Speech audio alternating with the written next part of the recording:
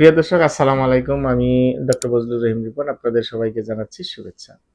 প্রিয় দর্শক, পিএলআইডি বা পিএলআইডির কারণে যে কোমরের ব্যথা হয়, এই ধরনের কোমরের ব্যথার চিকিৎসার ক্ষেত্রে ফিজিওথেরাপি চিকিৎসা কেন গুরুত্বপূর্ণ সেই বিষয়টি নিয়ে আজকে আমি একটু কথা বলতে চাই। প্রথম কথা হচ্ছে যে পিএলআইডি এমন একটি সমস্যা যেটি অনেকেই এই পিএলআইডিতে ভুগে থাকেন এবং এই পিএলআইডির কারণে দেখা যাচ্ছে যে দীর্ঘদিন যাবৎ তাকে ভুগতে হয়। কারণ পিএলআইডি কিন্তু সহজে ভালো হতে চায় না। যদি সঠিক চিকিৎসা না হয়। এবং আবার কেউ অপারেশনের পরামর্শ দিয়ে থাকেন। রোগীরা অনেক সময় হতাশ হয়ে যায়। কারণ পিএলআইডি আসলে ব্যথাটা অনেক সময় দেখা যায় কোমর থেকে পায়ের দিকে চলে যায়। পায়ে ঝিঁঝি, অবশ ভারী এরকম নানাবিধ অসুবিধা তৈরি হয়। ফলে তার মুভমেন্ট কমে যায়, হ্যাঁ? ফলে যারা জব করেন সে কাজে যেতে পারেন না।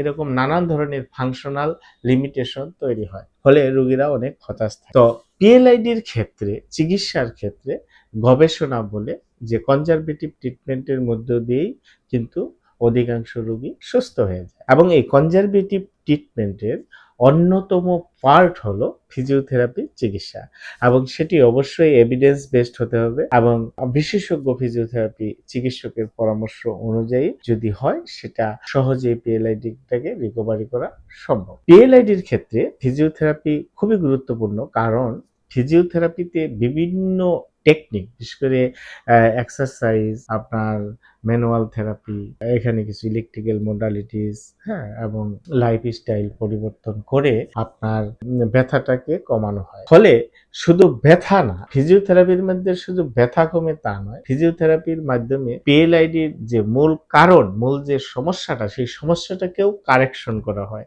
এবং এর সাথে আপনার ভবিষ্যতে যাতে পিএলআইডির ঝুঁকিটা এড়ানো যায়, সেটিও প্রতিরোধ করা হয় আপনার ফিজিওথেরাপির মাধ্যমে। সুতরাং ফিজিওথেরাপি কিন্তু পিএলআইডির ক্ষেত্রে খুবই গুরুত্বপূর্ণ ব্যথা নিরাময়ের ক্ষেত্রে। পাশাপাশি পিএলআইডির ক্ষেত্রে যেটি হয়, মূল মেকানিজম সেটি হচ্ছে যে ডিস্কটা স্লিপ করে নার্ভের মধ্যে চাপ দেয়। সুতরাং এই যে নার্ভের মধ্যে চাপ দেওয়া, সেই চাপটাকে রিলিভ করতে কিন্তু ফিজিওথেরাপির খুবই গুরুত্ব। বিশেষ করে বিশেষ ধরনের এক্সারসাইজের মাধ্যমে আপনার ডিস্কটাকে আবার পূর্বের জায়গায় ফিরিয়ে আনা হয়। ফলে নার্ভটা ফ্রি হয়ে যায়। ফলে ব্যথা কমে যায়, পায়ের ঝিঁঝি, অবশ কমে যায়। আবার অনেক সময় দেখা যায় যখন একটু লং টাইম পিএলআইডির কারণে ব্যথা থাকে, তখন কোমরের মাংসপেশিগুলি যেগুলি আছে বা অ্যাবডোমিনাল মাংসপেশিগুলি দুর্বল হয়ে যায়, যেটিকে আমরা কোর মাসল। এই কোর মাসল গুলিকে ফিজিওথেরাপির মাধ্যমে বিভিন্ন এক্সারসাইজ টেকনিকের মাধ্যমে সেগুলিকে শক্তিশালী করা হয়, যাতে কোমরের স্টেবিলিটিটা বাড়ে, অর্থাৎ লাম্বার স্টেবিলিটি বাড়ানোর জন্য সেটি করা হয়।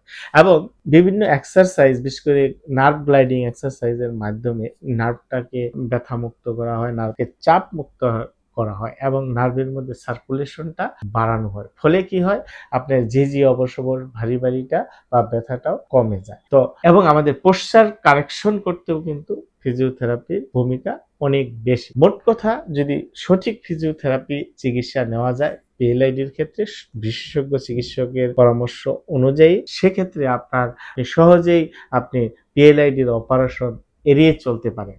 এটা হচ্ছে একটা বিরাট বিষয়। সুতরাং আপনার ফিজিওথেরাপি চিকিৎসা পিএলআইডি রোগীদের ক্ষেত্রে খুবই গুরুত্বপূর্ণ। শুধু ব্যথা কমানো নয়, ব্যথার সাথে ব্যথার যে মূল সমস্যাটা, সেই সমস্যাটাকে কারেকশন করা, পরবর্তীতে যাতে না হয়, রিকারেন্ট না হয়, সেটাকে প্রতিরোধ করা। এর সাথে আপনার পিএলআইডির কারণে কিন্তু অনেক সময় মোবিলিটিটা কমে যায়, সেই মোবিলিটিটাকে বাড়ানো, তার ফাংশনটাকে বাড়ানো। সুতরাং এক কথায় যে total quality of life improvement করার জন্য, ফাংশনাল ইমপ্রুভমেন্টের জন্য, আপনার মোবিলিটি বাড়ানোর জন্য, আবার পূর্বের কাজে ফিরে যাওয়ার জন্য, এবং পরবর্তীতে যাতে রিকারেন্ট না হয়, বারবার না হয়, সেটি প্রতিরোধ করার জন্য ফিজিওথেরাপি চিকিৎসার কোনো বিকল্প নেই।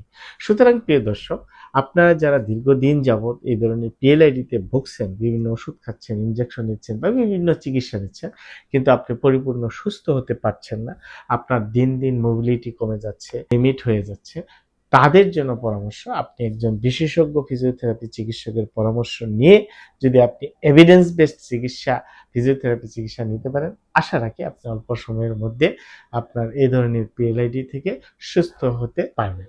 ধন্যবাদ সবাইকে, ভালো থাকবেন। কথা হবে পরবর্তীতে অন্য কোনো বিষয় নিয়ে।